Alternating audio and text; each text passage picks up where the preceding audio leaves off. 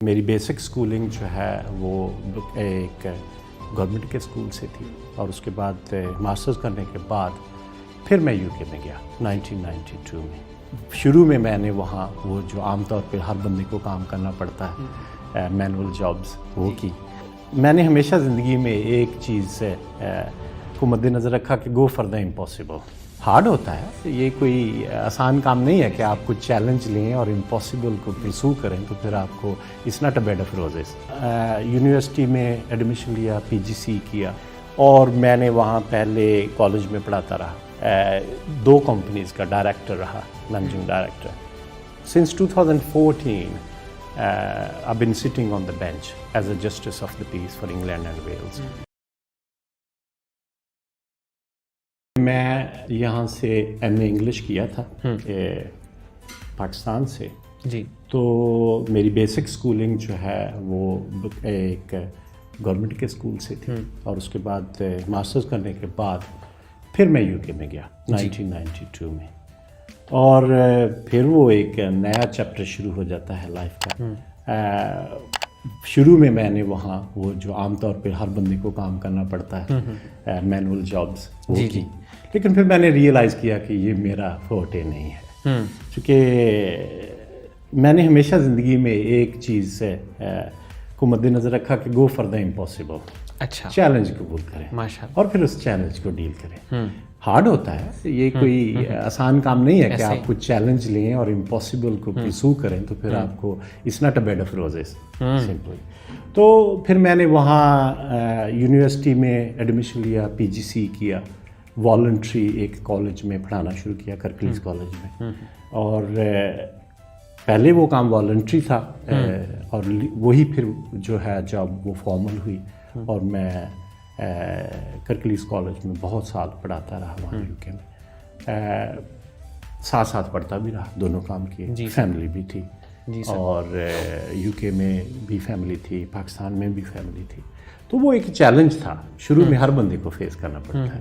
یہ نہیں ہو سکتا کہ آپ کسی دوسرے ملک میں جائیں اور آپ سمجھیں کہ آپ کو چیلنجز نہ ہیں، یہ ہو نہیں سکتا، یہ نیچر آف دا بیسٹ ہے کہ جب آپ اپنا ملک چھوڑ کے کسی دوسرے ملک میں جائیں گے تو یقیناً وہاں کا لینگویج مختلف ہے، کلچر مختلف ہے، رہنا سہنا مختلف ہے، اور سب سے بڑھ کر یہ کہ آپ چونکہ پاکستان سے گئے ہوتے ہیں تو وہ ایک مختلف دنیا ہے، بالکل ایسے، اس دنیا کو پہلے آپ نے سمجھنا ہے، پھر آپ نے اپروپریٹ ایکشن لینے ہے۔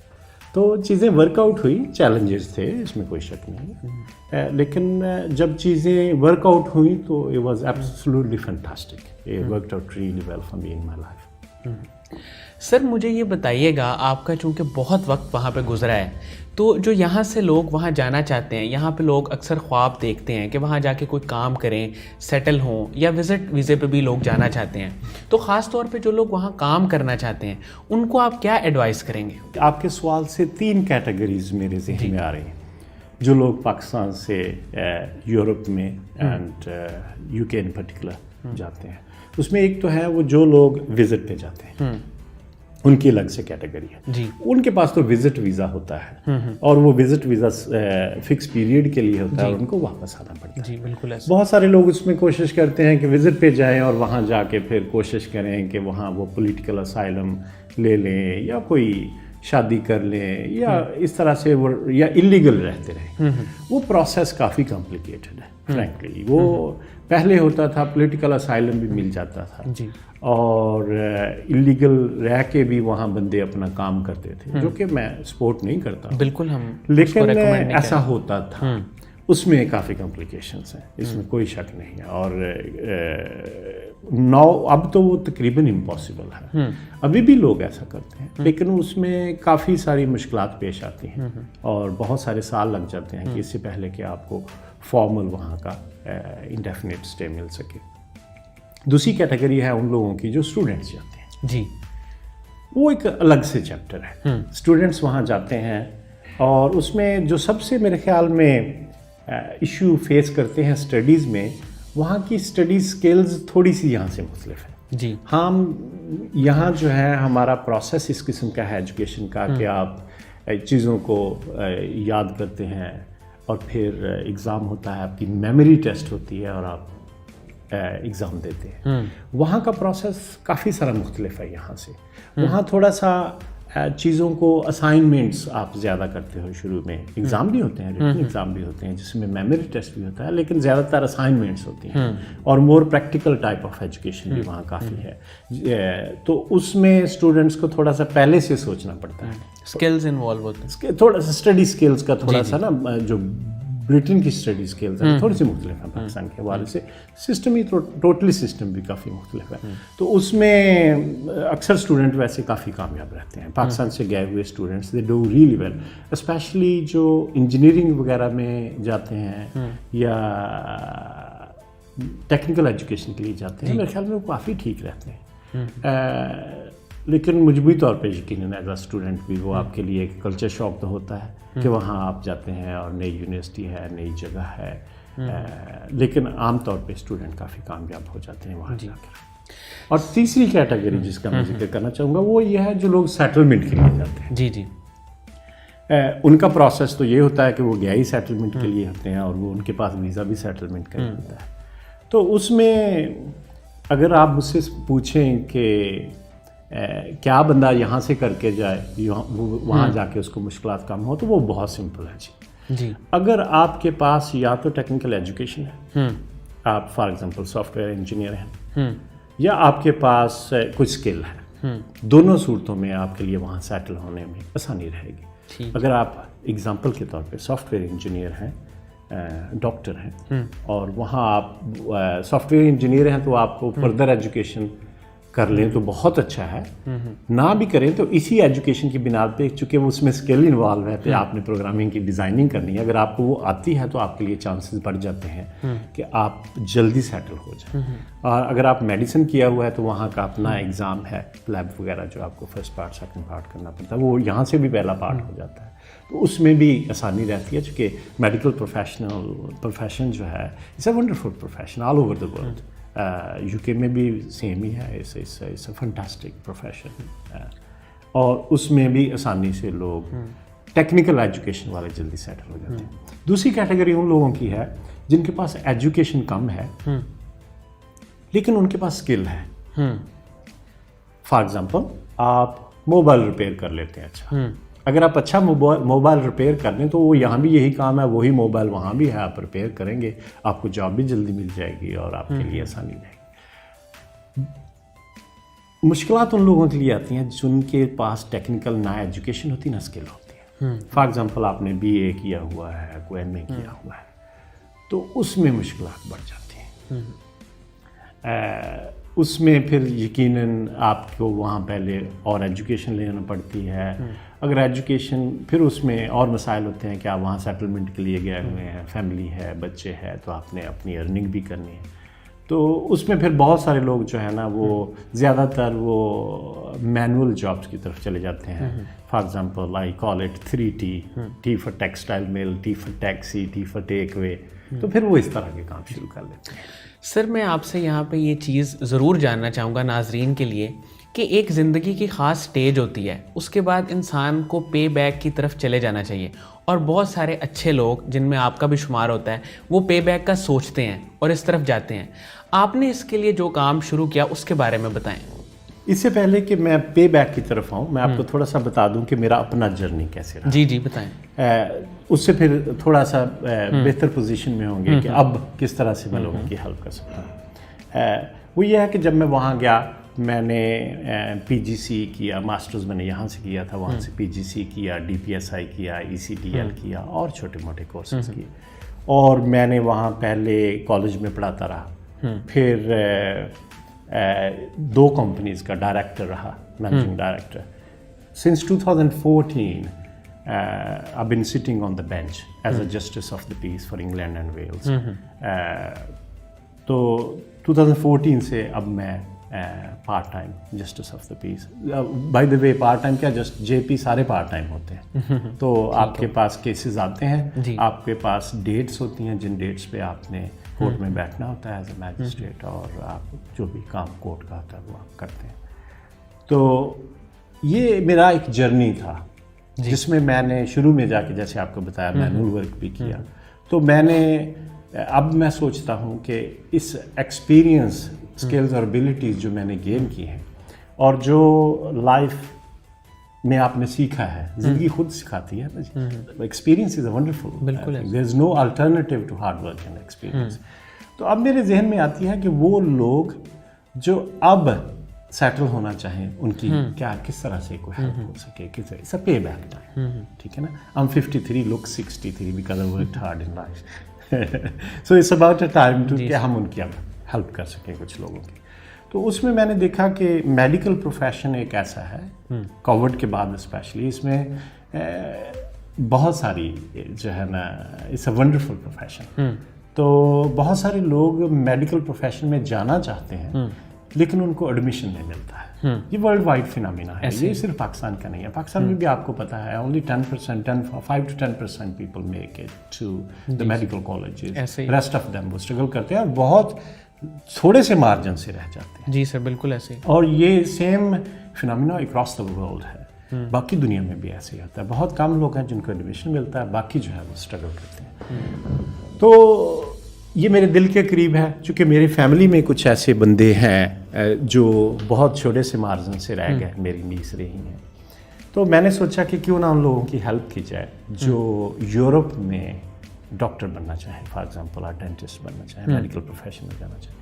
تو میں نے آرگنائزیشن سیٹ اپ کی ہے یورو میڈکس کے نام سے.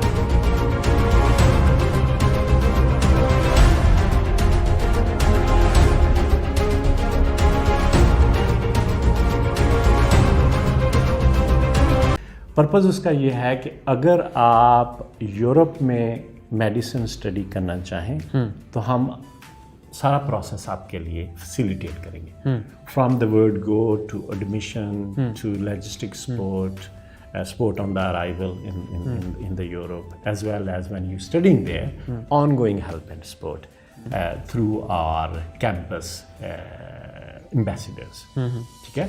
اور جب آپ وہاں اسٹڈی اپنی فنش کر لیں تو اس کے بعد آپ کس طرح سے یورپ میں continue to be a doctor, I think we can provide a bit of help and support on that as well, چونکہ there is a shortage of doctors all over the world, particularly in Europe.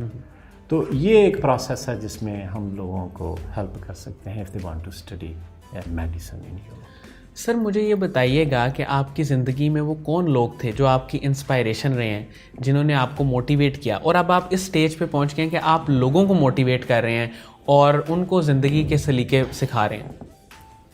Difficult question ہے. Many people motivated me in life, اور بہت ساری لوگوں کا contribution ہے life میں. میرے خیال میں سب سے بڑھیا سے موٹیویشن آپ کی اپنی فیملی ہوتی ہے پہلے. بالکل ایسا ہی.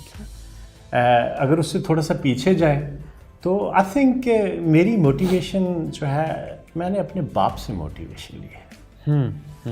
آئی تھنک میں نے اپنی ڈیڈی کی زندگی میں شاید کچھ مایوسی دیکھی لائف میں, اور وہ مجھے بہت موٹیویٹ کرتی تھی. اور مایوسی کب ہوتی تھی؟ جب میں پڑھنے میں زیادہ اچھا نہیں تھا شروع میں, تو دلچسپی کم تھی پڑھنے میں, تو وہ بڑے مایوس ہوتے تھے. اور میں نے جب ان کی آنکھوں میں مایوسی دیکھی تو جب تک ان کی آنکھوں میں دوبارہ چمک نہیں دیکھ لی پھر ہم آرام سے نہیں بیٹھے. تو میرے خیال میں میرے ڈیڈی جو تھے وہ میری بہت بڑی موٹیویشن تھے. obviously family also motivates you because you want to do well for your family. In terms of اگر آپ سمجھیں کہ میں موٹیویشن لیتا کن سے ہوں، آج کل تو میرے خیال میں بہت سے لوگ ہیں اس میں جن کی بات چیت کو میں انجوائے کرتا ہوں، نئے بخاری ہیں، بہت خوبصورت بات کرتے ہیں، بالکل ایسے قاسم علی شاہ صاحب ہیں، مجھے یقیناً کہنا پڑے گا چونکہ بہت سارے لوگ ان کو سنتے ہیں، پرٹیکولرلی یو کے میں میرے بہت سارے دوست احباب جو ہیں ان کی باتوں کو سنتے ہیں. اس میرے خیال میں ان کی سب سے بڑی خوبصورتی قاسم علی شاہ صاحب کی ان کی فلوئنسی بہت ہے. آئی تھنک اسٹڈی کافی کرتے ہیں جو میں محسوس کرتا ہوں. تو یہ ہے جی. باقی زندگی کامیابی سکسیس اور فیلئر کا نام ہے. یہ تو اگر آپ چاہیں کہ زندگی دیکھیں نا، اگر آپ دیکھیں تو جب آپ کی ECG ہوتی ہے، بالکل بالکل ایسے that's life، ایسے ہی that's death. لائف اسی چیز کا نام ہے. بالکل ایسے ہی یہ شو کرتا ہے آپ زندہ ہیں، آپ اوپر بھی جائیں گے، آپ نیچے بھی جائیں گے. And success and failure are equally important in life as long as you learn something from it and continue pushing. تو یہ نہیں ہو سکتا کہ آپ کو لائف میں صرف سکسیس فیلئرز یقیناً ملیں گی. آپ نے اس فیلئرز کو ہینڈل کیسے کرنا ہے، اس سے لرن کیسے کر کے موو آن کیسے ہونا، دیٹس واٹ امپورٹنٹ. سر میں یہاں سے بس یہ آپ سے چاہوں گا کہ آپ ناظرین کو یہ بتائیں کہ وہ ٹف ٹائمز میں کوئی ایک جملہ، کوئی ایک بات، کوئی ایک نصیحت جو ان کے ساری زندگی کام آئے، کہ وہ ٹف ٹائم سے کیسے گزریں. ویسے آپس کی بات ہے، میں کون ہوتا ہوں کوئی میسج دینے والا کام کو. میں تو خود بہت اللہ کی بلیسنگ سے سیلف میڈ ہوں اور اللہ کی رحمت ہے. اللہ کی رحمت کے بغیر معاملات آگے نہیں بڑھتے ہیں، ٹھیک ہے نا. اللہ کی بلیسنگ ہو تو پھر معاملات آگے بڑھتے ہیں. I think I'll say something in ایک شعر میں کہہ دیتا ہوں، وہ شاید تھوڑا سا سمرائز کر دیں کہ تم شوق سے کالج میں پڑھو، پارک میں پھولو، جائے سے غباروں پہ اڑو، چرخ پہ چولو، مگر بندہ سخن کا ایک فرمان رہے یاد، اللہ کو نہ بھولو، اپنی حقیقت کو نہ بھولو. بہت خوبصورت، بہت خوبصورت. آپ نے بہت زبردست بات کی ہے. بہت بہت شکریہ توحید احمد صاحب، آپ کے وقت کا، آپ کی تشریف آوری کا. ناظرین، مجھے امید ہے کہ جو لوگ اس انٹرویو کو دیکھیں گے ان کو یقیناً بہت فائدہ ہوگا، ان کے ایکسپوجر میں اضافہ ہوا ہوگا. بہت بہت شکریہ. اللہ حافظ.